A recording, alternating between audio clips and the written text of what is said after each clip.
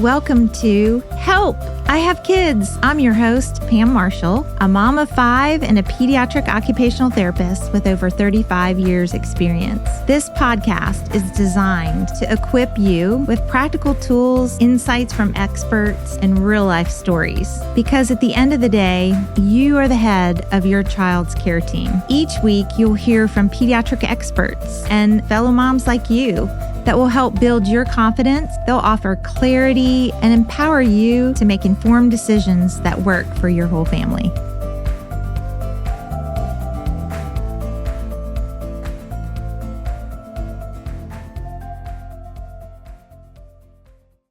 Joining me today is someone who knows all about the toddler tornado. It's Miss Emily Sadlon. How are you today, Emily? I'm doing well. Glad to be here. We're big fans of Marshall Pediatric Therapy, and just happy to be on the podcast. And I'm excited to have you because you're a mom. You have lots of hats. You're a mom. You're a wife. You're a nurse. You're also a podcaster, which is fun. Yeah. To have a fellow podcaster. Yeah. We just started at the same time doing our podcast. So it's been fun. That's really fun. And I love today's episode because it is getting your perspective and just talking about the fun, exciting adventure of being a mom to a toddler. Like the toddler crew.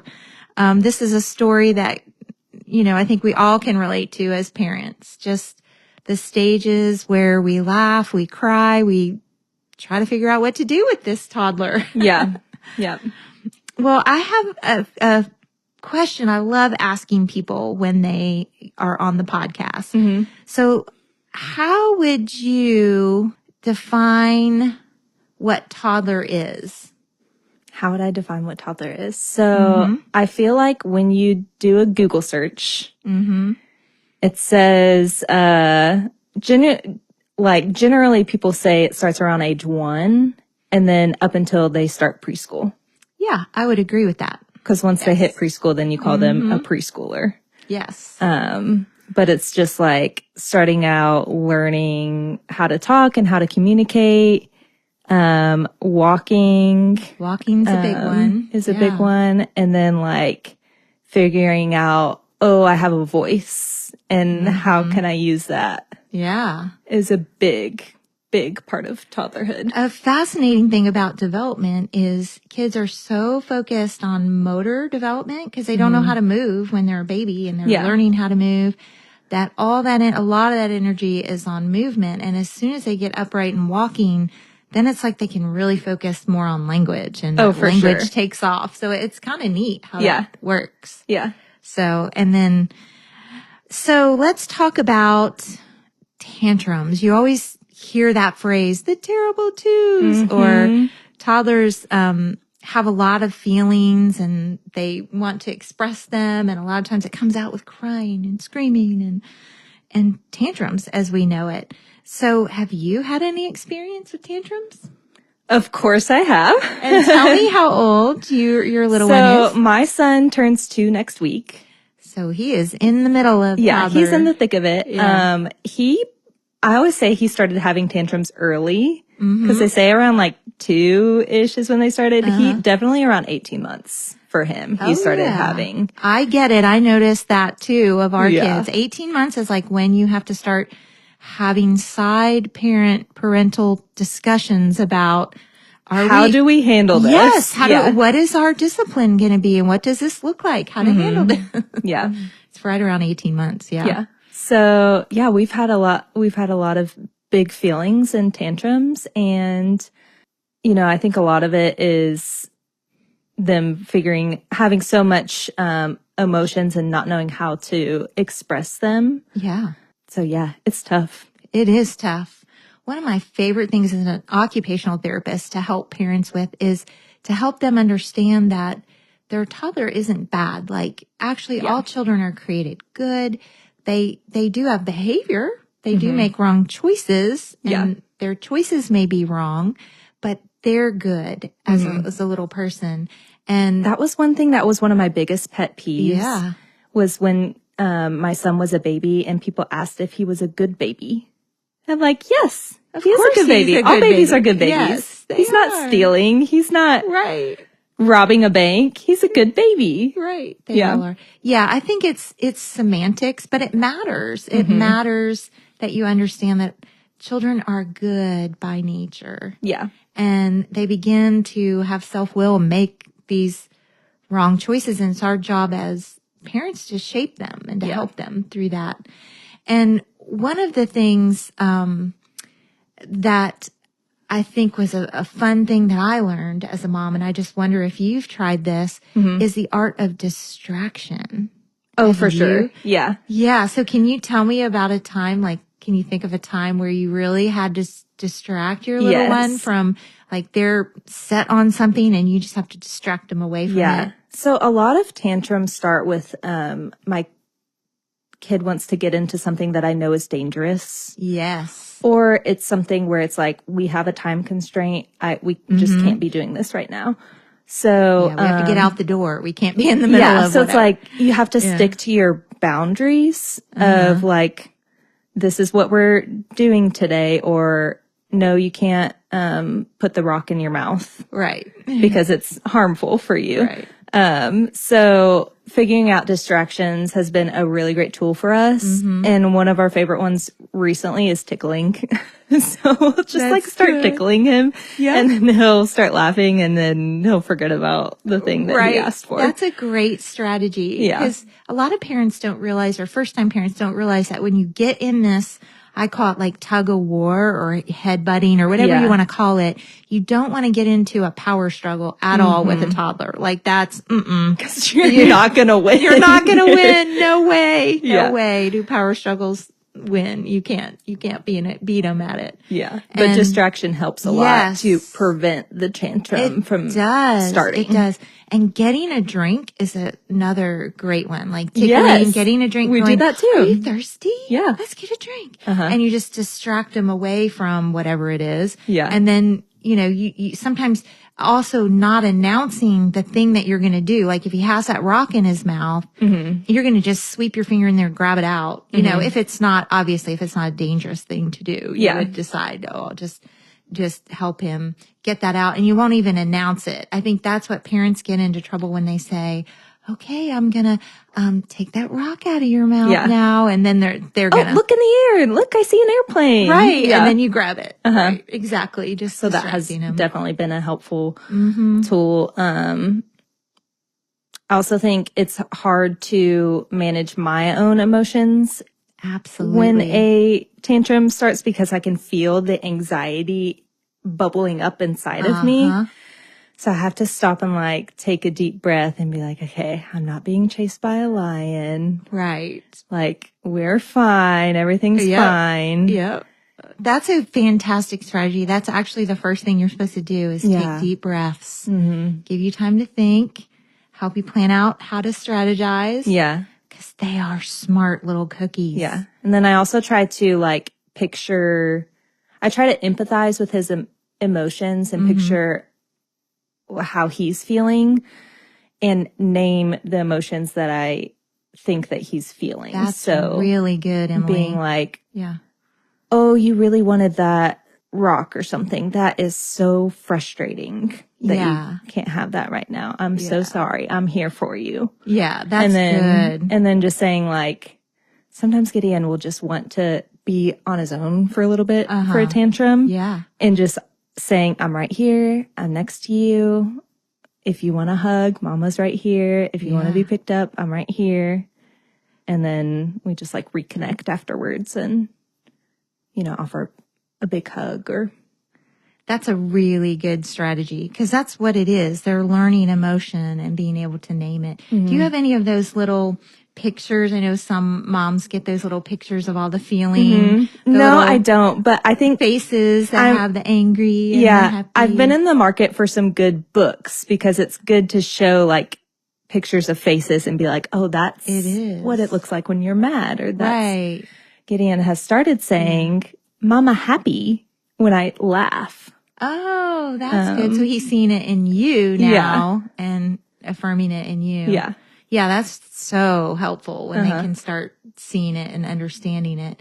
And I think, our culture has sometimes this feeling that kids can't be upset or can't have a tantrum when being mad is just part of life. Like, it's okay for toddlers to get mad. It's just what they do with that anger and when they do it and how they do it. And, in one of our other episodes, we talked about, using their room not as a punishment, but as a safe space. Yeah. For when they do have big emotions, that's a place you can go and get your big emotions out if you need to. We also have like a nugget couch, the little play couches. Yeah, I love those. So if he's wanting to like hit or like do some big movements or something, I'll be like, here, you can hit the nugget couch or. Oh, that's a good one. Yeah. Build a fort and smash it down. Yeah. Those are all good things. And, also as an OT, I knew this as a mom to really get them to do heavy work, like load a big truck with some cans of soup or something heavy canned things and push it around. Yeah. And load a shopping cart or whatever. Yeah. That they can do that heavy work or help you push chairs around while you clean the floor. And as they get older, some like 5-6-year-olds really love the vacuum cleaner because it provides a lot of that heavy work that helps them regulate a little bit. That's good. So what do you feel like is your biggest challenge right now? We were talking earlier about potty training. Do you feel like that's a big challenge or? So we have not yet started potty training. My son has done number 2 in the potty a few times. Yay! But I have done no research on potty training. So I'd love to hear that's your fun. tips and tricks. Like, I'm on the edge of my seat. That is so fun that you haven't done research because then we get to talk about it right here on the spot in this podcast. So what are your thoughts, like as a mom, when you think about things that are important to you? What is a goal you could see? What's the end result of potty training? Like, what's the end result for you? The end result. So you obviously want him to go without diapers on. And to wear big boy pants. But do you have like an age when you have that in mind? Or do you think about wanting him to be part of that control? Or just do you have any thoughts like that? Yeah, I think I'm pretty open-minded to how it would look like for our family. We do plan to start traditional daycare soon. He's transitioning from being with a nanny to being in traditional daycare. And I think in the 3-year-old room, they start doing potty training. Yes. And did you know, fun fact, there are a lot of cultures that potty train way earlier than we do in the U.S. I've heard. And kids are actually, a lot of them, not all, there are children who don't have awareness, but there's a lot of children that have awareness actually before age 2. It's kind of wild when you read about it. Yeah. But the thing, this is also unique to each individual family, right, is whether parents feel comfortable letting their toddler watch them or not. Some people are very private in their business and they don't. No, we're pretty open. We were pretty open too. It just, not that you mean to be, but you all end up in the bathroom and somebody's going, and they just see it. And it really does help for them to see daddy go if they're a boy because they have the same plumbing and they can observe how that works. And so those things are kind of natural at that age. Yeah. And, talking about, the first step is talking about, oh, daddy goes pee-pee in the potty, mommy goes pee-pee in the potty, and just acknowledging that, oh, we do it. And, and, soon you'll go pee-pee in the potty too. And that way you're starting to expose him just with the language of talking about it. But I'll share some tips I learned that worked really great. And then we'll see what you think about that. So when our kids, were showing readiness, and of course we were reading books and talking about it. What does that mean? Showing readiness? Like what are the readiness signs? They were talking about it. Like they would say, mommy, go pee-pee. And they were also aware, like, you know, if you're swimming and they have to go and they stand there and go, oh, like they recognize they're going to the bathroom, or if they have number 2 and they're running away or they're going a certain place and they have an awareness that, oh, this is what I'm doing. You know, they're not just like they're seeking privacy. They're seeking privacy with it, and you're beginning to talk about it. So those are some awareness signs. And pulling down your pants is easier task for a toddler than pulling up. Pulling up is harder. So kids get undressed pretty easily and naturally. And when they can do that, that's a sign of readiness, actually. If they're pulling their pants down and getting undressed, you know, and being a part of that, and you letting them be a part of that, that's a sign of readiness. So, the tips that what really worked for me is when we decided to go for it, like when we were talking about it, we spent weeks talking about it, and we saw the readiness, and it seemed like it was right time to try. We, of course, would start with just the random trying, but you get a potty is a little potty. Some kids feel much safer on a little potty. It's a little easier, safer feeling. But I honestly would put it out in the middle of the kitchen. I know that sounds weird and kind of sounds gross, but ours had a lid, so it wasn't like it was like wide open. And there was never anything in it. I would take care of it right away if somebody put something in it. But it just made it, because you live so much of life in the kitchen. You know, you're in and out of the kitchen all the time. And then when there was awareness, sometimes they would say, I go pee-pee, you know, and you'd help them sit and go. And sometimes they go, sometimes they don't. And boys use the little pee-pee shield on the potty. On the toilet seat. Yeah, the little guard that keeps it from spraying straight out front. And that's helpful. And that smaller one just works great. And then, eventually when we thought, okay, this is, you know, a week that I'm going to plan on clearing my calendar, kind of being at home, trying to just kind of focus on it. And so we called it naked bottom. We just put a t-shirt on and naked bottom, and all day just naked bottom. And you just start with the beginning of the morning is the very first one, like after breakfast, when they first have to go, the first time of the morning. And, you know, every kid has a different rhythm, but it's usually somewhere between 9 and 10 o'clock if they get up at a typical time. And you catch that first one, and there's success. And then, you know, we chose to put undies on and then the pull up over top of the undies. So that they felt the wetness. Yeah, that's a good idea. If you had to go out, they felt the wetness. And then you're not getting your car seat dirty. Right. Too. There you go. But they're not used to the dryness of a pull-up. Yeah.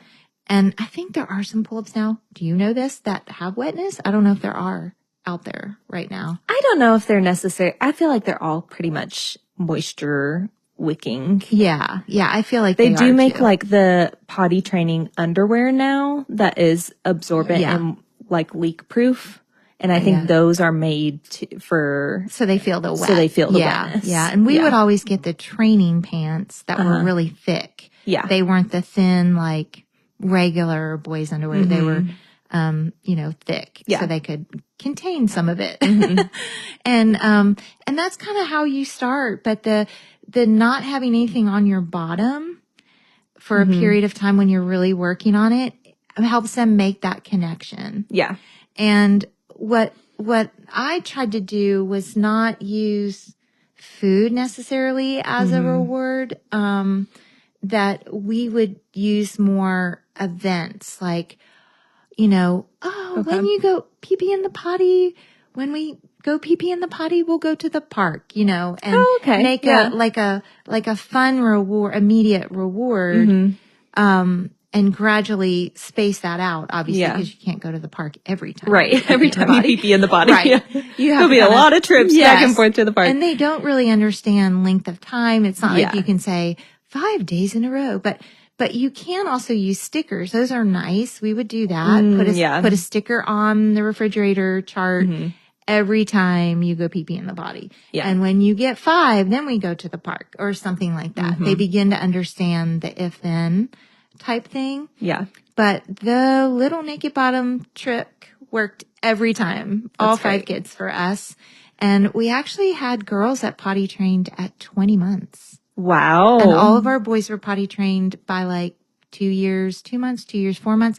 And some of them, you know, our first one was a bit unusual. He was before age 2, and he just took his diaper off and handed it to me and said, I don't want this anymore. And I went, okay, I guess we can do something about that. But that I don't take credit for. He just did that. Yeah. I just was kind of fortunate that way. And I was putting it off because we had a baby due right before he was 2. Yeah. And I knew there was regression. You know, if there's a baby due, they'll most likely regress. But we just powered through, and he did have He told you he was ready. He told me he was ready. So that also may happen to you. I don't know. Yours may. It's just with that exposure of talking about it makes them want to be more ready. Yeah. So that's good to hear. Yeah. So do you have questions, like any other questions you can think of about it? About potty training? Yeah, I hear all about these like 3-day programs for potty training. Yeah. Like it does take work. 3 days. Yeah, it really does work. If you stay home, it doesn't take, if you just focus and you're doing lots of home activities and other things, but you just kind of stay in that kitchen area, keeping that potty out. Yeah. Oh, and another great tip is for my word, I bet 20 years I had a little toddler potty in the car at all times. Yeah. At all times. And especially with girls, it's so nice to just use the potty in the car and not have to go into restrooms that are icky. That I wouldn't myself want to sit on, much less put my child on. So, that really helps too. Yeah. Just to have the potty in the car. Yeah. I've also heard the hack of like keeping a little grocery bag. And if you grow out of a diaper size and you can't use that size anymore, keep those in the car and you can put them in the potty as like that's a pee absorbent. Yes, that's a fantastic idea. In like a little and bag. I always put a little trash bag in the little plastic container of the potty, lined it so I could just tie it up, and especially if it was a number 2, because sometimes that number 2 just hits. You don't know when that's gonna hit. It hits and they've got to go. You're right. So it helps keeping all that. And I love the little diaper bag attachments now that people have figured out how to use little doggy bags. Yes, like your little, I have those. Little doggy poop bags. Yeah. And you put that in that container and put it on. I think that's brilliant. Yeah. That's such a brilliant idea. We do that, and I use that for hotels too. Oh, like if we're staying, we just stayed for a week in a hotel, and all of our poopy diapers we put in the trash bags, and it makes it to where you don't have to like stink up the whole room. Right. You know? Right. Because that is really gross when you're just on that. Yeah. So let's talk about one of the most unpredictable things, which is bath time and routines. Yeah. Let's talk about that. Yeah. So bath time has looked so different in different phases of my son's life. Cause you start out with like the little newborn, bath, and then you work your way up to like, we have a little bath chair where he sat up in there. So now since he's been standing, one of the things, since he's been in like free in a standard tub, one of the things that he likes to do is he likes to stand up in the bathtub. So, what we've been doing, or what I've been doing lately, with that is I try to get all of his washing done as soon as we get in the bath while he's still interested in the bath toys. And then once he stands up, I say, we sit down on our bottoms during bath time. And then if he does it a second time, then it's like bath time's over. So I take him out of that's a great take him out of the tub. So he knows if he stands up that second time, the water's going to go down the drain. Right. But the other thing we've been doing lately is, I've been taking him in the shower with me. Yeah. I took my babies in the shower just to get used to water over their head. It feels like the biggest mom hack ever. Because you can get yourself clean and get them clean. It's so great. We just always shower together. Yeah. And you know, one of the tricks, you moms listening, if you've never tried this, especially as soon as your baby's cord falls off and they're safe to be in water, what does your husband do? They shower like every day and go to work, or my husband did, you know, shower every day and go to work. While he's showering, you just hand him the baby. Yeah. Like, you just hand him the baby. And we always held them in a way that they could not slip and fall out of your arms. Right. Like, we held their, femur, their leg bone. So if they did slip, you had them by that leg. There was no way they were falling. We kept our hand. That was kind of our rule. They're always slippery little because guys. they're slippery, especially if you soap them up and rinse them off. So we just did that from the time they were little. And then when they're toddlers, it's the quickest way. They just go in the shower. It's so with fast. you. And especially if you have a handheld. That's, we do have a handheld shower, which is really helpful. Like the number one helpful mom hack is have a handheld shower nozzle. Yeah. And anybody can screw them on. You can buy them at Walmart, Home Depot, wherever. Amazon. Yeah. Screw them on.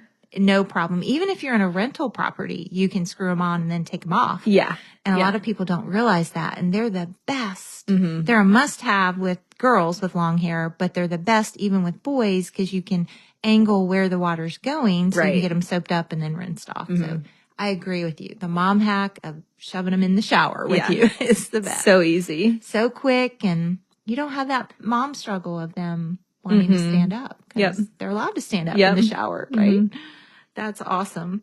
Well, let's talk about routines a little bit because we were talking earlier. I remember as a mom, 26 years old, I became a mom and no clue how to pack a bag or get ready or have organization or routines. No clue how to do that. Yeah. So how did you learn that? What are some things you Yeah, I feel like I was a very type B person before becoming a mom, and now I'm very like, the kitchen has to be clean before I go to bed. Yes, I had that rule too. All those things. And, you just have to stay like a few steps ahead. All the time. All the time. So if you pack the diaper bag the night before, then, it makes mornings go so much smoother getting out of the house. So much smoother. I would even lay out clothes. Do you do that? Like on a hanger? Yeah. I always had this like shelf with these little peg hooks and I would hang the clothes out so that everything was all there, all together in the morning, that it was zippy quick. Yeah. But then the other thing is that children thrive with routine. They do. So I've noticed that, like specifically if we're looking at bedtime, we have like a specific routine that we go through, and it helps my son understand like what's coming next. That's very true. That is so excellent. And you figured that out and knew how to set that routine. So give us like a snapshot of what that routine looks like for you. Yeah. So we do have a lot of steps to our bedtime routine. We take a bath or take a shower, put a new diaper on, PJs. Which is necessary for a boy because if they're playing outside, which they should be, they're just sweaty and gross for sure. and dirty. And they need a bath. And then we use a sleep sack. So that's another sleep cue for him.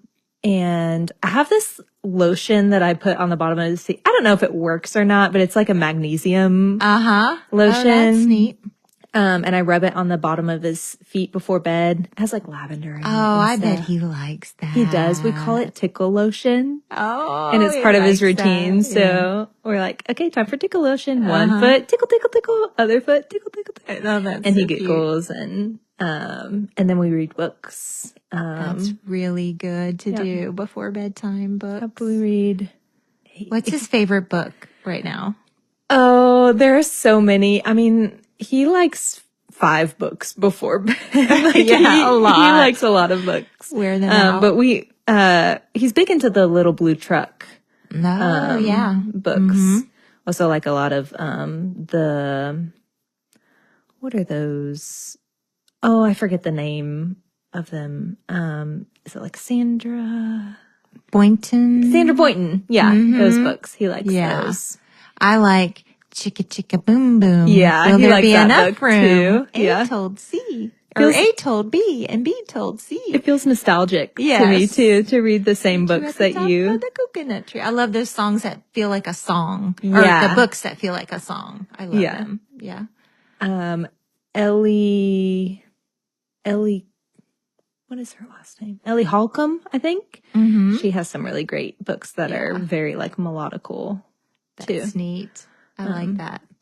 Yeah, the routine is predictable, and kids need that predictability of that routine and knowing.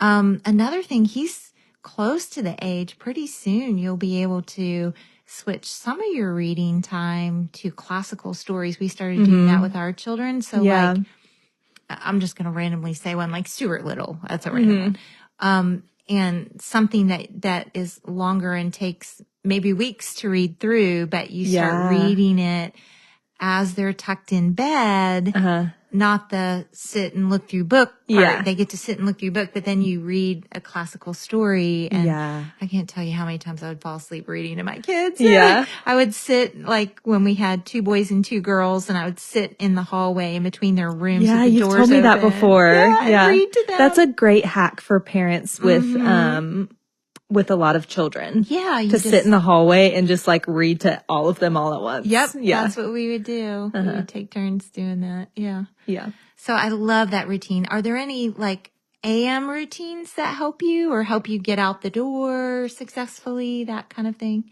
You know, we get up in the morning, we eat breakfast, we have some playtime. I guess we kind of do have a bit of a morning routine. Yeah. And then we go upstairs and we get ready together. I was going to say, how does he know it's time to go or time to go to the car? He's really struggling with transitions lately. Oh. So that's something that we're really working on. I've got lots of OT ideas for you. Transitions are a normal part of life, but there are also lots of children can have challenges with them. And it usually helps if you engage them or give them something to do in that transition. And if they can have transitional objects, that also helps. So like, that's why little loveys or toys or things like that some kids are attached to, or a truck. You know, some boys like really. My son has a little yellow truck. And those can be great transitional objects. And you can just say, get your yellow truck. Let's let yellow truck say hi to the car. Or, and get out to the car and use that as a transition. But a lot of times, I call it scripting. Like parents want to script their day to their child. Like say, well, now we're going to get the bag. Now we're going to go out and we're going to go to da-da-da-da-da, you know, and they're telling their child what's happening, but it's not actually really necessary. Some children, it builds that anxiety up in them to be explaining everything to them. Right. Like there's a balance. Some things you need to explain, some things you don't. Yeah. Some things you just build a routine and execute the routine and they know what's coming based on the predictability of the routine. Yeah. And that keeps their anxiety down because, you know, if they know or they're anticipating a separation from you, that's really what it's about. Right. So you stay focused on other things. Again, that art of distraction where you talk about other things and you don't have to script, you know, and I'm going to drop you off and then mommy's going to go to work and, you know, and I think sometimes we forget that because it's just, we're just talking and think we're just talking and being helpful to them. Yeah. And sometimes it's not. Some kids, it builds more anxiety in them. That's super helpful. Yeah. So now that we've talked about routines, let's talk about some of those disaster moments that all of us as moms face, like our kids having a meltdown in the middle of a grocery aisle, or we're just at home doing a daily routine and they lose it, or we can't wash their hair, or whatever it is. Let's talk about those moments. Have you had any? Oh, for sure. We had one recently where we were eating at a Mexican restaurant and my son just absolutely lost it in the middle of this restaurant. And I was so embarrassed. And there's a time and a place to be like, okay, I need to remove my kid because he's, disrupting the whole room. The entire room. Yeah. So I did pick him up and we just marched out, kicking and screaming. And I helped calm him in the car and we moved on with our day. But if it happens in the middle of Target or something like that, then I am not as worried about it because it's not like a place where people are trying to have a nice experience, or I'm an intimate conversation. Exactly. So I'm just like, you know what? We're in the middle of Target. I don't care what other people think. We're just going to deal with this tantrum right here and now, and we'll work through it and it'll be fine. Yeah. That is such a good perspective. And I love, we were talking earlier about taking deep breaths. Like when you're in the middle of one of those moments where your kid's having this big meltdown, the first thing to do is self-regulate yourself. Self-regulate. Yes. Take a deep breath. Cause we sometimes just react out of reflex, like a reflexive response, like mortified that our kid is doing this right now. But really just to calmly take a deep breath. And it gives you a second or two, a little bit to think about what your first thing is and how you're going to react. And them not seeing us react promptly is also helpful because sometimes some kids they're watching for how we're reacting. So it helps us keep a neutral face and a neutral body language and not melt down ourselves. As moms. So I think that's a good strategy, taking that deep breath. For sure. And we have all had them, those moments where you just have to pick your kid up and get out quick. And deal with it. And hopefully, at another day, another time, talk about, how we need to use our words. And we need to. I've heard it said, you're not going to teach someone how to swim while they're drowning. That's very true. You can't talk to them in the moment because they won't hear a thing you said or process it. But later, or it's a thing kids do learn. We were talking about books. They learn how to have manners through books or stories. There's something that OTs use called social stories, and it's been something fun that I learned how to do and then wrote them for my own children. So if somebody was really having trouble with anger or having trouble with a certain emotion, we could talk about that, and we could say things like, I can, or say they were just being mean with their hands, like wanting to hit or hurt others.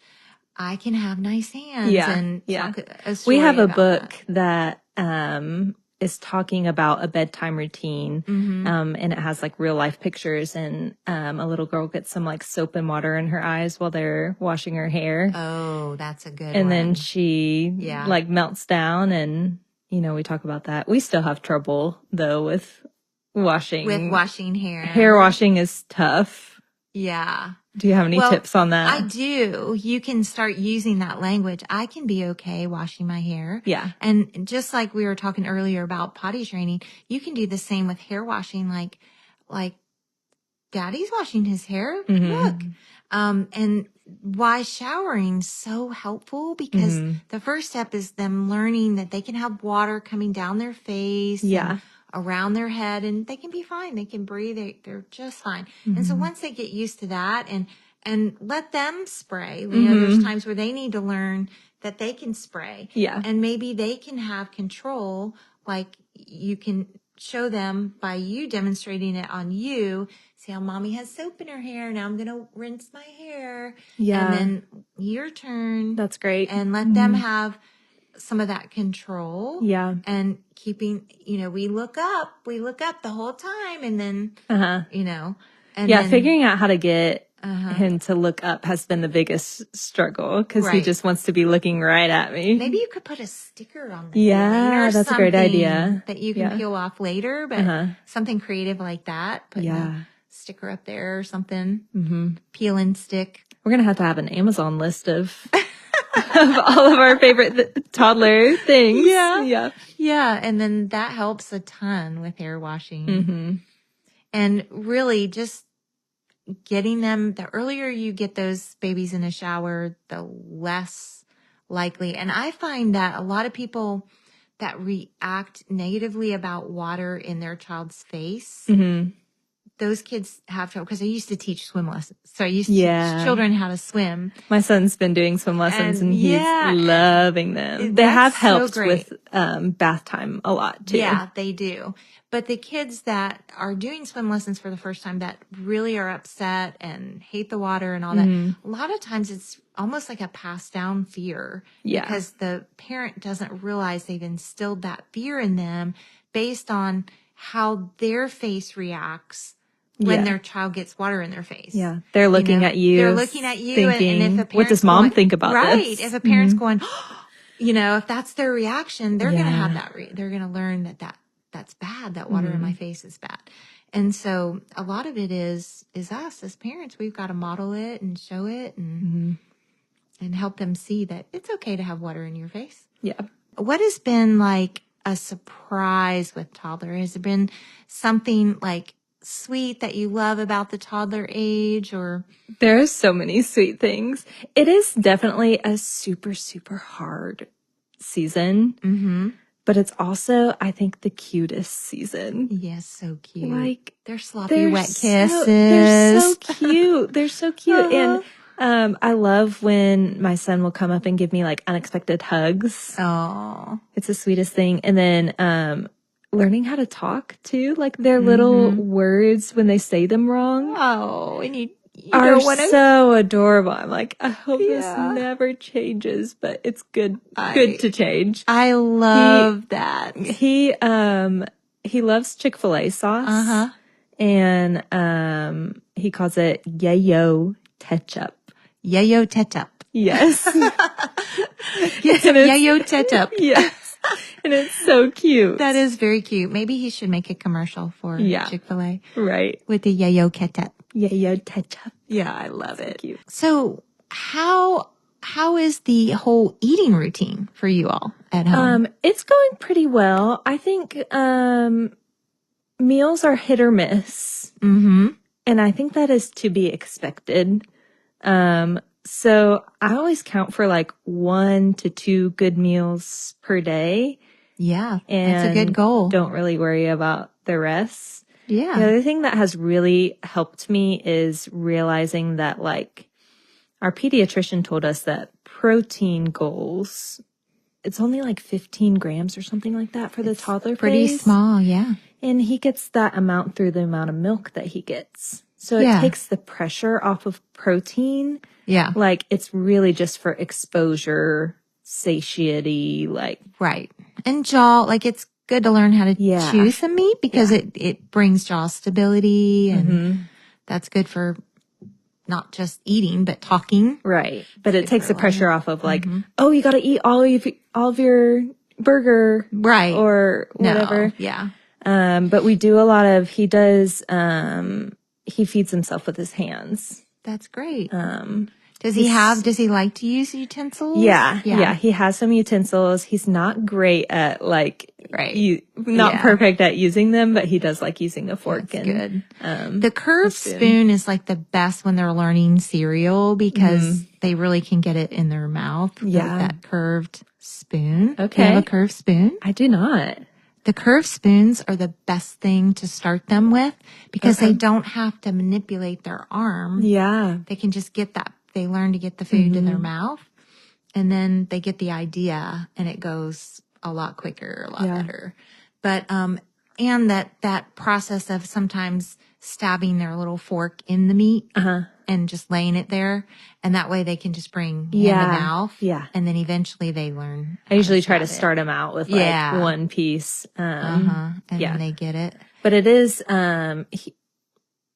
I think we deal with some pickiness, to an extent, but I just tried to repeatedly expose him to different foods. Yeah, I think that's the best way to go because, I think pickiness, sometimes children can have an underlying like real problem where they don't have the strength or maybe like they don't have the right mechanics and that can lead to picky eating. But if in general, most healthy kids, if we can just keep exposing them to the same foods and variety of foods. Yeah. But kids also pick up the habits we do. If we as parents have poor eating habits, meaning we're very selective or we have a small group of foods that we eat or we always want to eat the same types of foods, kids are smart. They notice. They see what's on our plates, from the time they're babies, they notice. So we have to be modeling those good habits. Yeah. And also do families sit down and have a meal together. Yeah.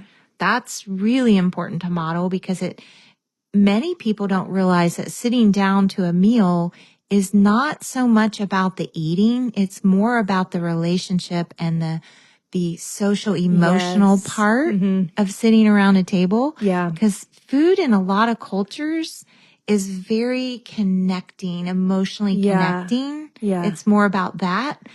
And I feel like in our quick culture of America, so many people don't sit down and have meals together anymore. Yeah. And I think we're missing that point that it's really about that social emotional connection. Yeah. That if at least we sit down once a day together. And I used to try to do that. And take the pressure off to not sit down at the table every single single meal. Right. But absolutely not. No pressure there for that. But just that it would be a goal to have that. And I would try my hardest to sit down with my kids, like if my husband was absent, if he was working or whatever. And, we typically did it at dinner. And then I would build community at lunch or breakfast, meaning have them try to sit down together like the kids eat while I'm bustling around doing things. But, having a goal, we always had a goal at least once a day to have some sort of meal where the parent was with them. And eating with them. So. And then the conversation too doesn't have to be, make sure one more bite of, right. Not even talking about chicken food. Nugget. Right. It's more like, what was your favorite part of the day? Right. Tell me about your swim lesson. Absolutely. Did you have fun? Yeah, you talk about everything but the food. Yeah. And then they're watching you eat. Uh-huh. And they can model just that happens, behavior. model it. Yeah. And there's definitely help for moms, if they're struggling, if their child's so picky that they're not gaining weight or they don't look good. There's some children that we get in our therapy office that have been going on for years with, not eating well and they don't look well. Yeah. Like they're just eating, they're so selective and you want to get help for your child if they're so selective that because their brains are growing and they need nutrition to grow. It's so important. So important. And another thing, a lot of moms don't realize is the small volume of food that toddlers need. Like have you ever seen those, plates that show like the size, the portions? Yeah. Have you seen those before of what a toddler actually needs? Yeah. It's only like, like a tablespoon it's per so year small. or something? It's so small. Yeah. Or even just what does a serving look like for a toddler at lunch or dinner or whatever. And it's so much because we're so used to big portions that we just dump all this Especially in food. America. In America, we dump all this food on a plate or in a bowl and we think they should eat it. Yeah. When we have a misguided understanding of how much they actually need. So I think that's important too, to understand your portions and look that up. Yeah. Look that up. For sure. And measure it out and see what it actually is on a plate and on your kid's plate. Yeah. And that'll make you go, oh, they actually don't need as much as I thought they did. Yeah. And too much can be overwhelming for them. Yes, for sure. Just small portions with some variety. All the colors. We always used to talk about the colors. Yeah. Oh, we have green and white today. And we have orange and yellow or whatever the color the food is. We would talk about colors and get all the colors in. Yeah. I also try to not like say certain foods are good foods and certain foods are bad foods. Right. Too. Yeah. And have that kind of language with. Yeah, we would talk about, I'm really thankful. My mom was great about teaching us about healthy food. That's what we talk about. Like food that makes our brain and body feel good and things like that. We would talk more on the positive. Yeah. Like this milk will help our bones be good and strong. And I remember my mom saying, eat your carrots, they help your eyes. Yeah. You know? But then with the sweets, it's not like, oh, isn't this so exciting that you have this special treat? Right. It's like, oh, this is something that's sweet and tastes good. And don't put the emphasis on it. Yeah. Mm-hmm. Yeah. Doesn't need to be. Yeah.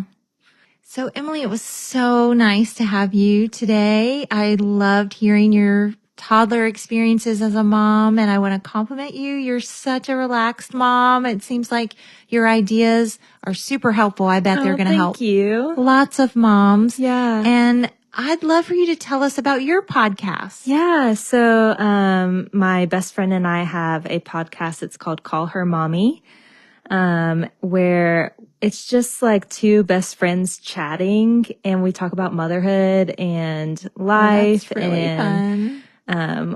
Working, my friend is a working mom, and I kind of stay at home more. But if you are a mom, specifically, I would say with younger children, we'd love to have you, listen to us. We're, on Spotify, Apple Podcasts, all the things, Instagram. And we'll put a link sharing that too. Yeah. Call Her Mommy. Yeah. We just love to have a community where moms can feel more seen, and it's just like relatable mom stuff.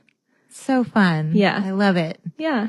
Well, we really appreciate you so much. Thank you so much. It's been great. And we love, my son did go to Marshall for physical therapy. Oh, I'm so glad we could help. Yeah, you all. with torticollis, and he had a great time doing his physical therapy. It was like one of the highlights of my like newborn phase was getting to get out of the house and go.